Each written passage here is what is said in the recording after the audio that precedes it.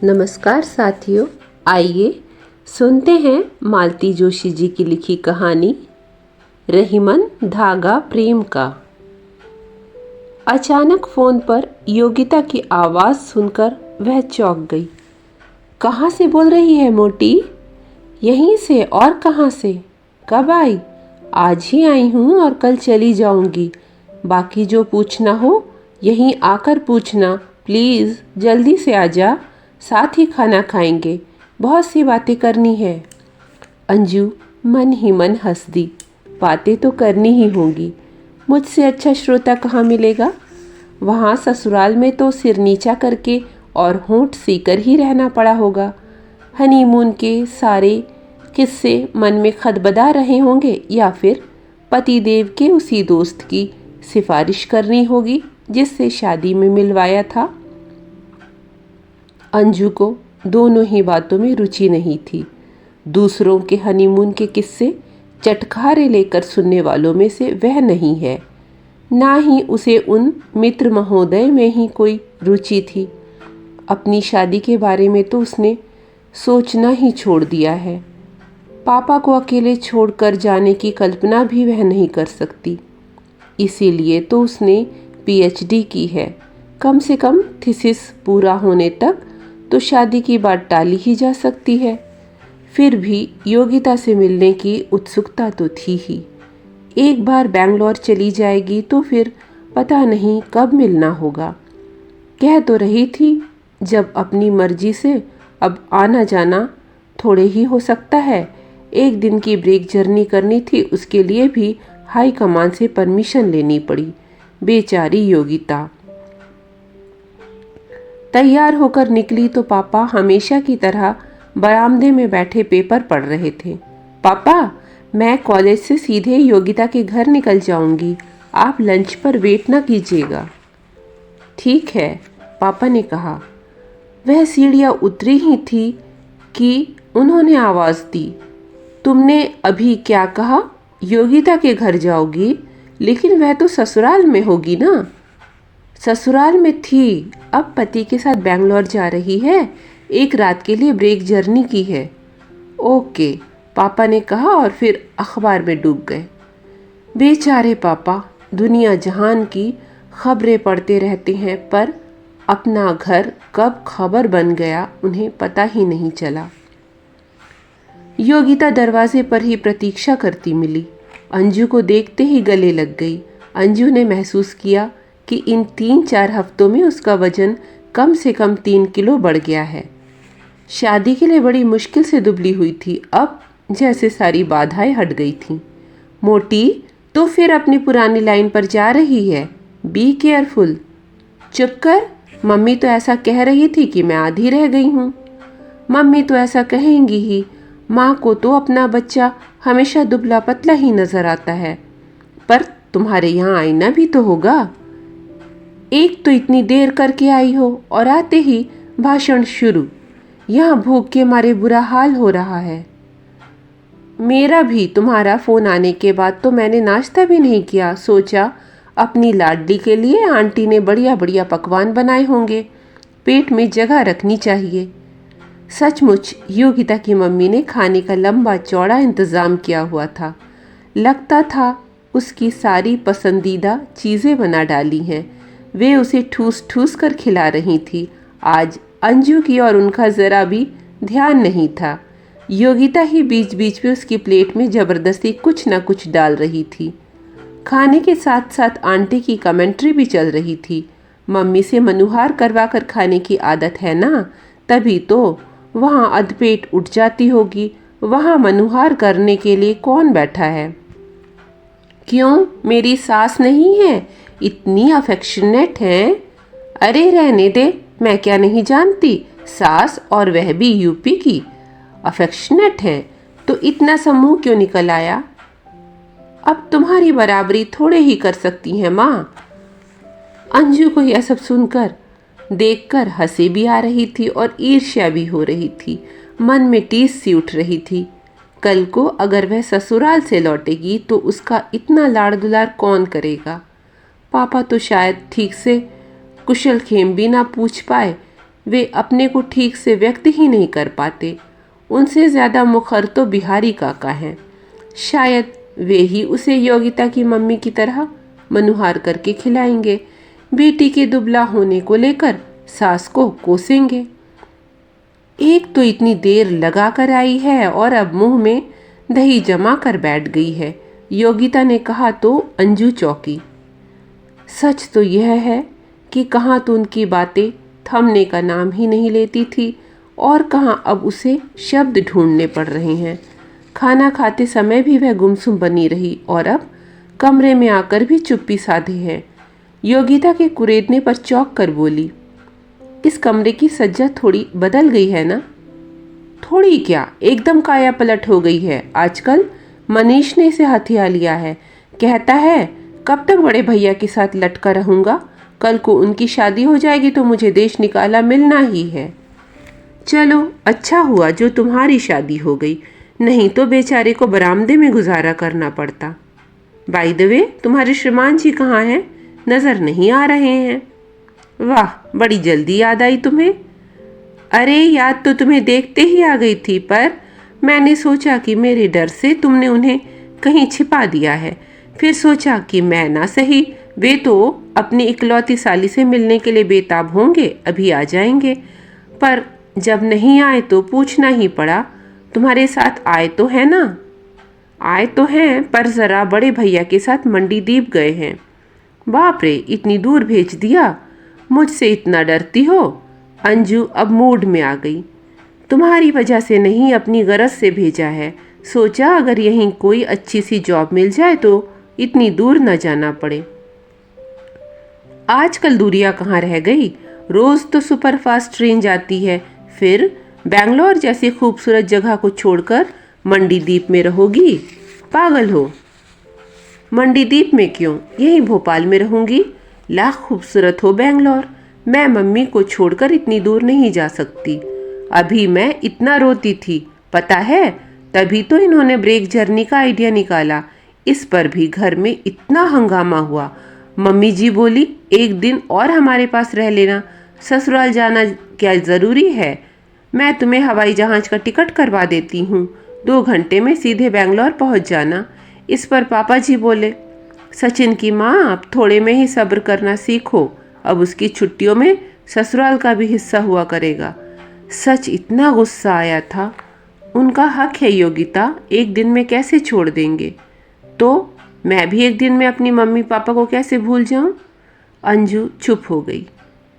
वह जानती है कि अधिकारों के लिए सास बहू में संघर्ष होता ही है, पर इतनी जल्दी वह विषय बदलने की सोच ही रही थी कि एकाएक योगिता बोली, अंजू तुम्हें अपनी मम्मी की याद नहीं आती?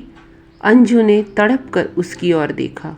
योगिता यह कैसा फूहड़पन कर रही है? क्या शादी के बाद इसका दिमाग घूम गया है? सॉरी अंजू, मुझे यह प्रश्न नहीं करना चाहिए था। तुम जानती हो आज तक मैंने तुमसे इस बारे में कभी बात भी नहीं की, पर इन दिनों मैं अपनी मम्मी के लिए इतनी व्याकुल रही कि अनायास ही यह प्रश्न मन में उठा कि क्या तुम्हें अपनी मम्मी की याद नहीं आती? आती क्यों नहीं? क्या कोई अपनी माँ को भूल सकता है?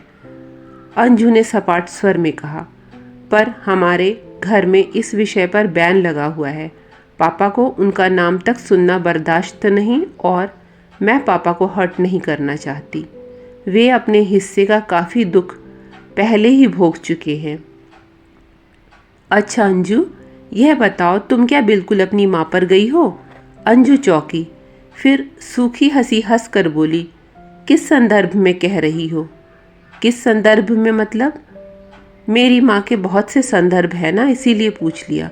पागल हो, मैं तो शक्ल सूरत के मामले से कह रही हूँ। हाँ, शक्ल सूरत में तो मैं उनकी कार्बन कॉपी हूँ, बस वे थोड़ी सी मोटी हैं, प्लम्प, प्लेजेंटली प्लम्प। उसे याद आया, कविराज अक्सर कहा करते थे। और तब अंजू ने इस शब्द के लिए डिक्शनरी खंगाल दी थी। दोनों के अलग अलग अर्थ ही खोज पाई थी और उन्हें मिलाकर देखने से वितृष्णा सी हो आई थी। मोटी कहाँ है, योगिता कह रही थी। एकदम से सीख सलाई हैं, तुमसे भी दुबली। तुमने कहाँ देखा? अंजू आश्चर्य से भर उठी। यही सब बताने के लिए तो तुम्हें बुलाया है, इसीलिए तो मैं इन लोगों के साथ नहीं गई, ताकि आराम से बातें हो सके। आंखों में प्रश्न लिए अंजू बस उसे देखती रही। शादी के बाद हम लोग हनीमून के लिए मसूरी गए थे, तुम्हें पता होगा। कमरा हम लोगों ने पहले से ही बुक किया हुआ था। होटल पहुंचकर ये जब तक शेष फॉर्मेलिटीज़ पूरी करते रहे, मैं बैरे के साथ ऊपर चली गई। जैसे ही लिफ्ट रुकी मैं तो एकदम चौंक पड़ी। लगा कि बालकनी में तुम ही खड़ी हो। पास जाने पर उम्र का फ़र्क पता चल गया। फिर भी मैं मुड़ मुड़ कर उन्हें ही देखती रही। मेरी उत्सुकता देखकर बैरे ने बताया कि शाम को शहर में एक विराट कवि सम्मेलन है। बहुत सारे कवि बाहर से आए हैं। एक तो सपत्नीक इसी होटल में इसी फ्लोर पर रुके हुए हैं। कवि पत्नी भी कविता करती हैं। सारा वर्णन सुनकर मैं समझ गई कि ये तुम्हारी मम्मी होंगी। तुम्हें पता था मेरी मम्मी के बारे में? अंजू ने कांपते स्वर में पूछा। हाँ, पता था। हालांकि तुमने इस विषय पर कभी बात नहीं की, पर हम लोग सब जानते थे। तुम तो जानती हो, ऐसी बातें छिपती नहीं हैं, बल्कि उन्हें पर लग जाते हैं। ये सारे किस्से तुमसे पहले शहर में दाखिल हो चुके होते हैं। तुमने कभी बताया नहीं। ये क्या बताने वाली बातें थीं? ये तो जख्मों पर नमक छिड़कना ही होता। आज भी मैं मजबूरी में ही यह बात उठा रही हूँ। तुमने माँ से बातें की? अंजू ने उत्सुकता से पूछा। मैं बेहद पसोपेश में थी। बात करने की इच्छा भी थी और हिम्मत भी नहीं पड़ रही थी। पता नहीं उन्हें कैसा लगेगा अगर वे मुझे गलत समझ ले तो। सचिन जब ऊपर आए तो सबसे पहले मैंने उनसे यही बात कही। वे बोले, अगर तुम्हारा इतना मन है तो ज़रूर बात करो। यदि उन्हें अच्छा नहीं लगा तो वे लिफ्ट नहीं देंगी।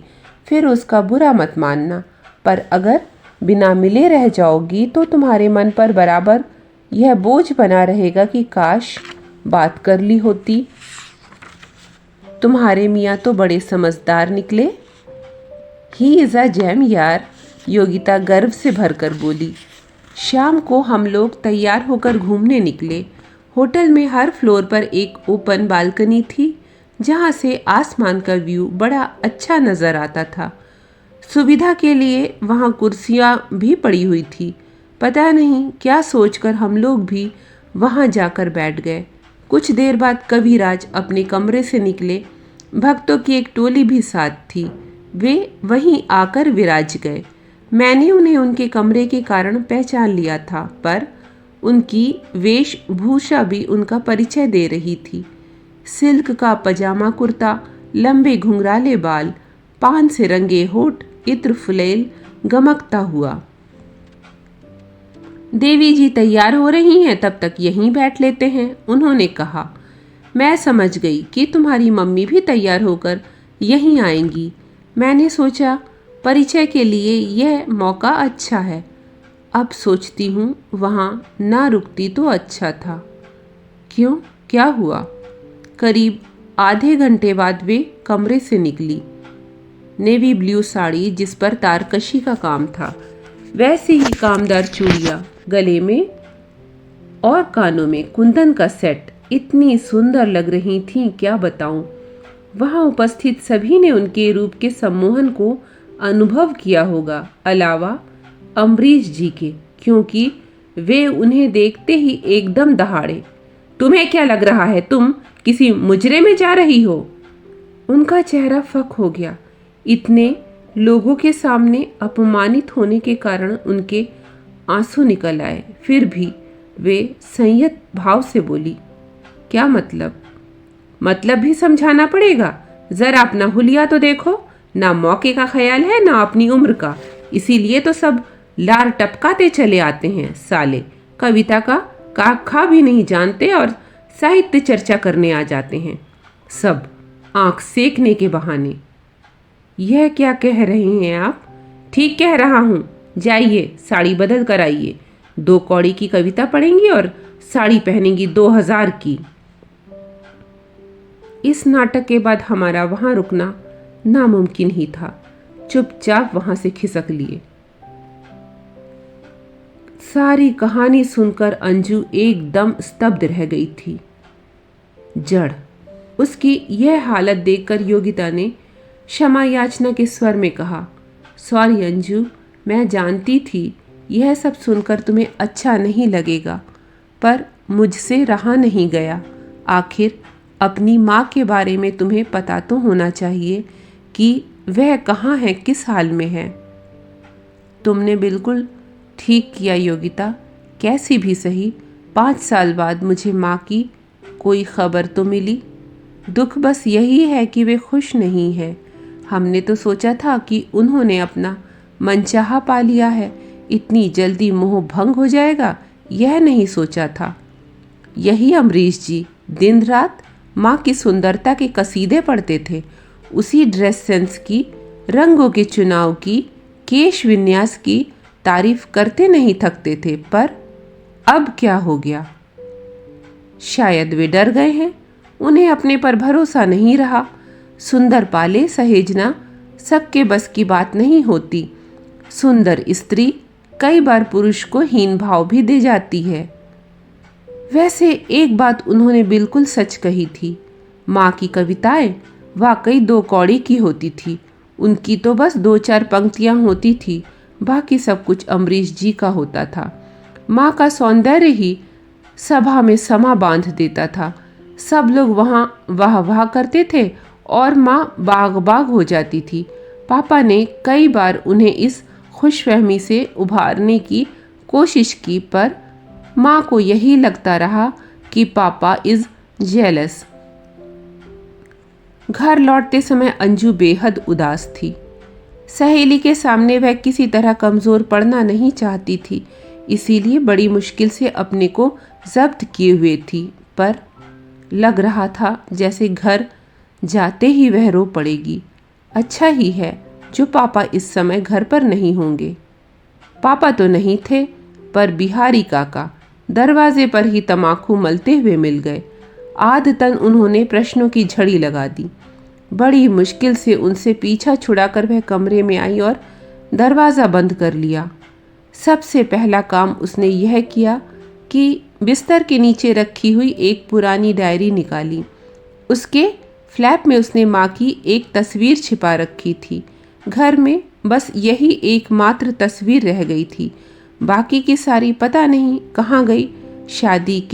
शादी की सालगिरहों के, अंजू की सालगिरहों के ढेर सारे एल्बम थे, उनका भी कहीं अता पता नहीं था। पापा ने या तो छिपा दिए थे या सब नष्ट कर दिए थे, पता नहीं। यह एक तस्वीर कैसे उसके हाथ लग गई थी, जिसे उसने बेहद छिपा कर रख दिया था। अकेले में कई बार देखने का मन होता था, पर हर बार वितृष्णा ही उस पर हावी हो जाती थी। आज वह अपने को रोक नहीं पाई। 7 साल पुरानी उस फोटो में माँ सौंदर्य और कमनीयता की प्रतिमूर्ति लग रही थी। कौन कह सकता था कि उनकी आयु 33 वर्ष है और वह एक 15 वर्षीय बेटी की माँ है। हाँ, थोड़ी मोटी अवश्य थी, पर यह मोटापा भी उन पर फपता था, उन्हें एक गरिमा प्रदान करता था। अमरीश जी कहते, यू आर प्लेजेंटली प्लम्प। जब जब ये वाक्य सुनती अंजू को झुरझुरी हो जाती।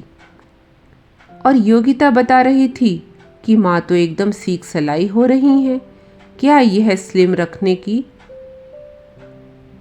रहने की कोशिश है या माँ खुश नहीं है? ऐसे माहौल में कोई खुश रह भी कैसे सकता है? योगिता बता रही थी कि उन लोगों के झगड़े इतने आम हो गए थे कि बैरे तक मजाक बना रहे थे। कहते थे, बुढ़ऊ जवान जोरू ले आए हैं और अब डर के मारे जान निकली जा रही है। पर कविराज बूढ़े तो नहीं थे, बल्कि माँ तो उनके सुदर्शन व्यक्तित्व पर ही रिझी थी। सुदर्शन व्यक्तित्व और लच्छेदार बातें एक भोली भाली महिला को रिझाने के लिए इतना काफ़ी था। पता नहीं किस बुरे मुहूर्त में वे स्थानीय कॉलेज में स्थानांतरित होकर आए थे और पता नहीं वह कौन सी कुघड़ी थी जब माँ ने एक कवि सम्मेलन में अपनी कविता पढ़ी थी। माँ उनकी कविताओं की दीवानी हो गई और वे माँ के सौंदर्य जाल में उलझ गए थे। परस्पर आसक्ति का यह दौर जो शुरू हुआ तो उसने जैसे थमने का नाम ही नहीं लिया। उस बेमौसम बरसात में माँ ऐसी भीगी कि घर परिवार समाज किसी का भी होश नहीं रहा। 2 साल तक पापा चुपचाप यह सब देखते रहे। आखिर उनकी सहनशीलता ने भी जवाब दे दिया। एक दिन उन्होंने कह ही डाला, सुमित्रा, अगर तुम अपना सुख बाहर ढूंढना चाहती हो तो खुशी से जा सकती हो। मैं तुम्हें आज़ाद कर दूंगा, पर इस घर में रहकर यह सब करोगी तो मुझसे सहन नहीं होगा। और माँ चली गई। पति के लिए ना सही, पर बेटी के लिए भी उनका मन नहीं कांपा, पैर नहीं डगमगाए। प्यार अंधा होता है यह तो सुना था, पर क्या संवेदन शून्य भी होता है?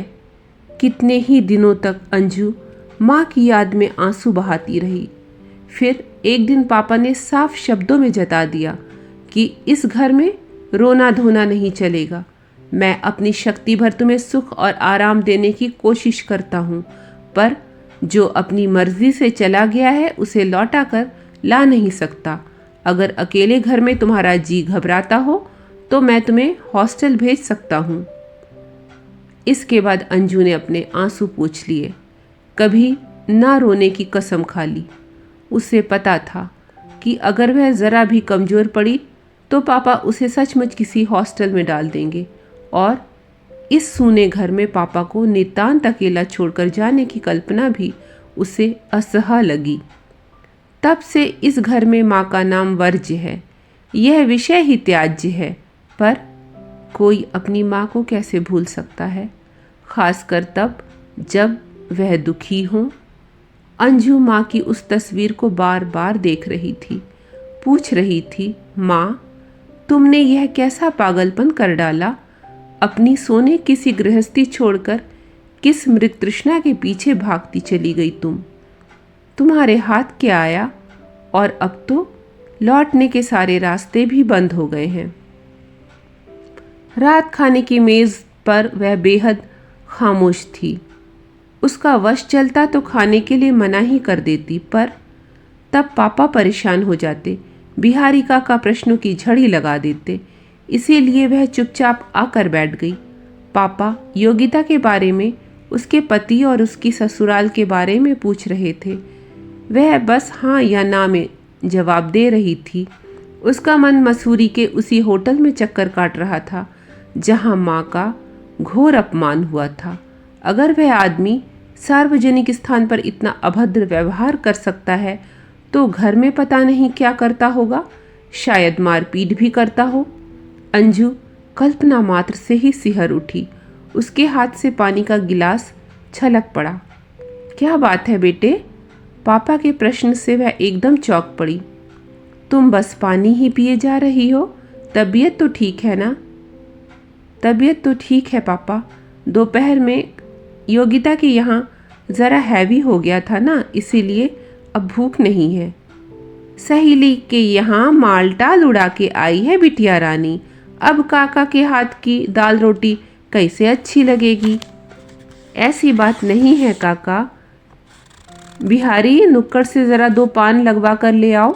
पापा ने बिहारी काका को आदेश दिया और उनके बाहर जाते ही बोले, अब बताओ क्या बात है?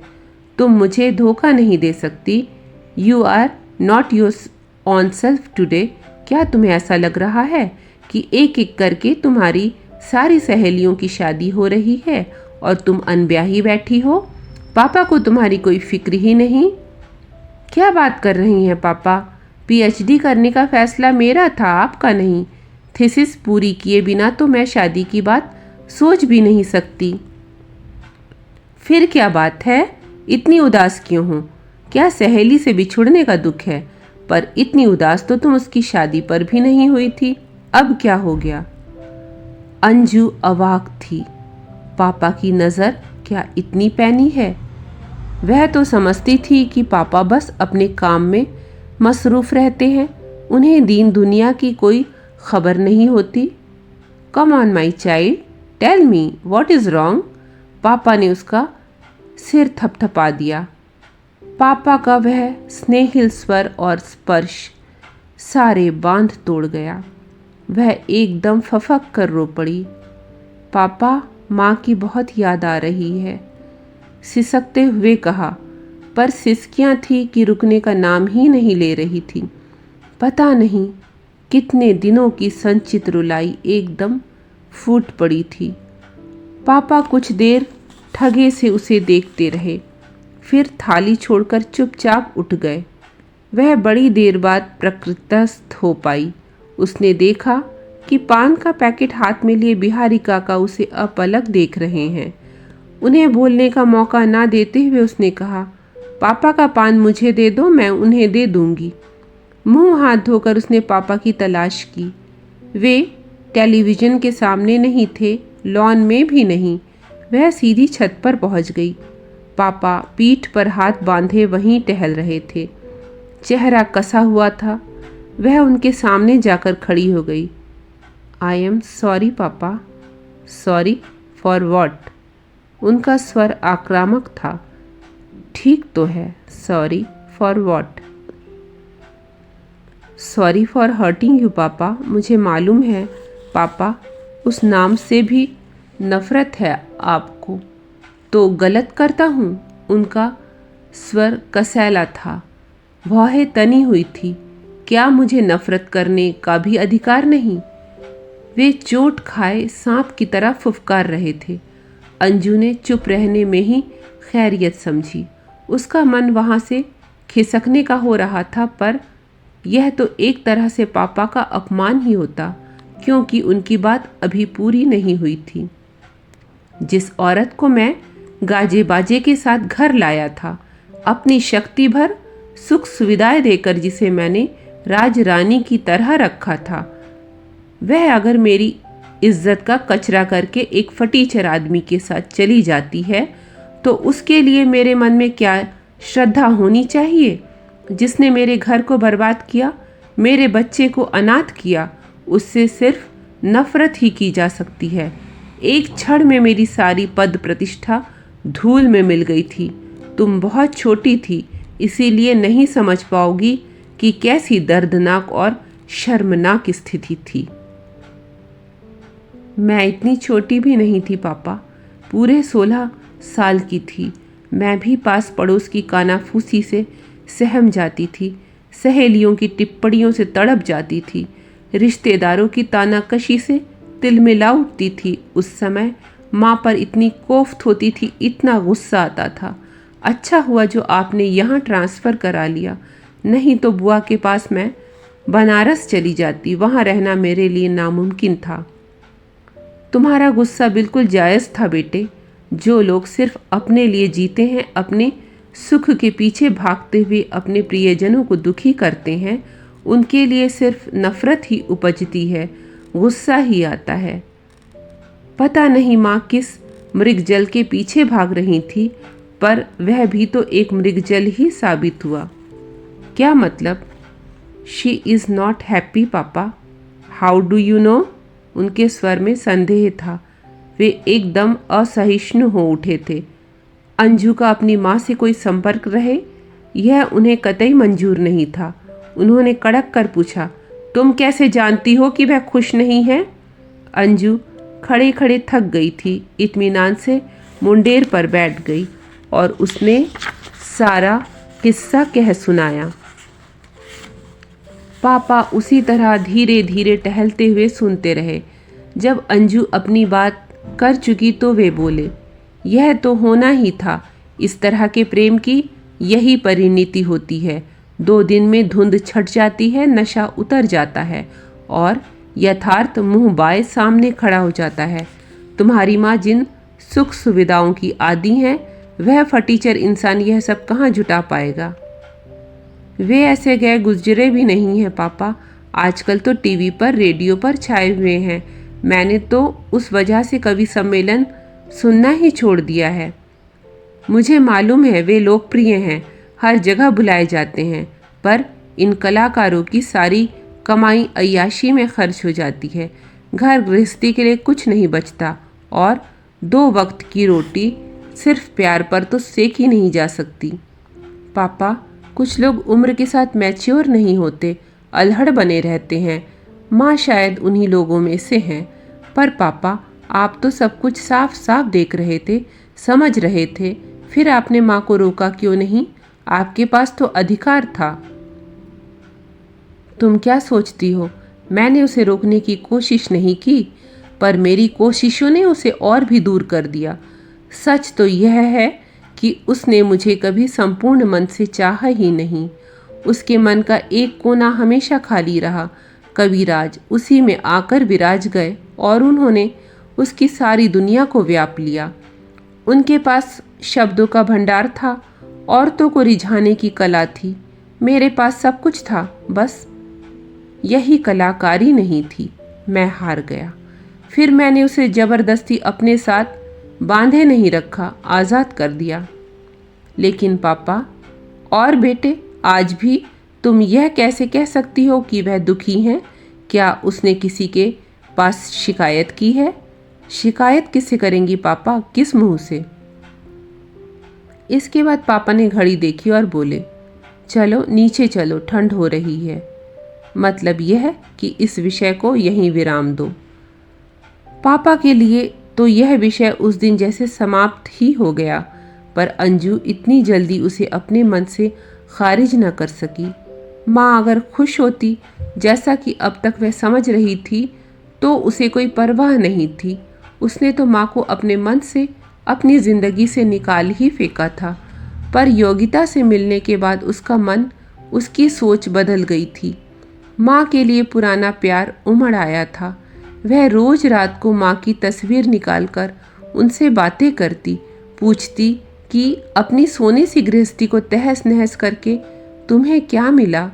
उसका मन 8-8 आंसू रोता।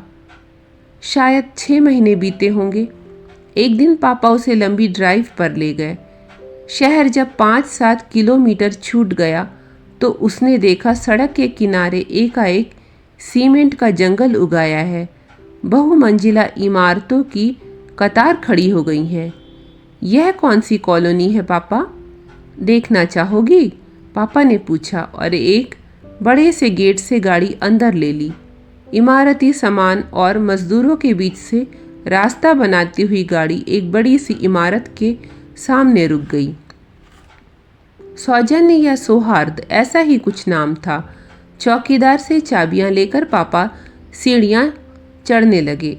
लिफ्ट शायद अभी लगी नहीं थी। 4 मंजिल चढ़ने के बाद पापा एक दरवाजे के सामने रुके।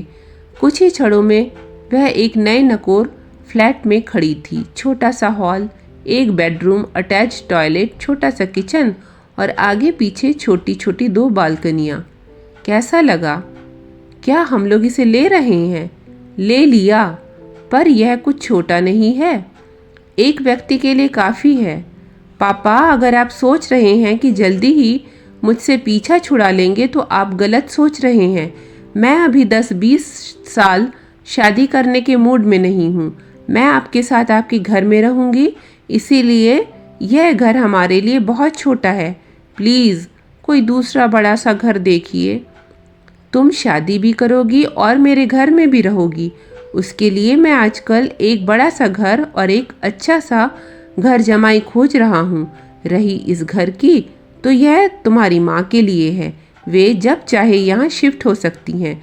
शर्त एक ही है, कविराज इस घर में नहीं आएंगे और तुम्हारी माँ के बाद इस घर पर तुम्हारा अधिकार होगा। अंजू का मन कृतज्ञता से भर उठा। वह तो सोच रही थी कि पापा ने वह बात अपने मन से निकाल ही दी है। बट पापा इज ग्रेट, उसने पुलकित स्वर में पूछा। तो पापा, आपने माँ को माफ़ कर दिया? इसमें माफ़ करने का सवाल कहाँ आता है? अग्नि को साक्षी मानकर 4 भले आदमियों के सामने मैंने उसका हाथ थामा था, उसके सुख दुख का जिम्मा लिया। जब उसने अपना सुख बाहर तलाशना चाहा, मैंने उसे मनचाही आज़ादी दे दी। अब तुम कह रही हो कि वह दुखी है, तो उसके लौटने का मार्ग भी प्रशस्त कर दिया। उसके भरण पोषण का भार मुझ पर था। गुजारा भत्ता तो दे ही रहा हूँ, अब सिर की यह छत भी दे दी। अंजू का मन एकदम बुझ गया। तो पापा, आप यह सिर्फ कर्तव्य बोध से कर रहे हैं? यही समझ लो। उससे भी कड़वा सच यह है कि यह सब मैं तुम्हारे लिए कर रहा हूँ। मुझे मालूम है इन दिनों तुम अपनी माँ के लिए बहुत दुखी हो, चिंतित हो। मैं केवल तुम्हारे मन का यह बोझ हटाना चाहता था। इतना सारा तनाव झेलने की तुम्हारी उम्र नहीं है। Now relax. यह तुम्हारा घर है और ये घर की चाबियां हैं। कागजात घर पर रखे हैं। अब यह तुम पर है कि तुम कैसे और कब अपनी माँ को सूचित करती हो। बस मेरी शर्त याद रहे। और इससे पहले कि अंजू कुछ समझती, कुछ कह पाती, पापा ने पलटकर सीढ़ियाँ उतरना शुरू कर दिया। ये थी कहानी रहीमन धागा प्रेम का। अगर प्रस्तुति पसंद आई हो तो लाइक कर दीजिएगा। चैनल पर नए हो तो सब्सक्राइब कर लीजिएगा। धन्यवाद।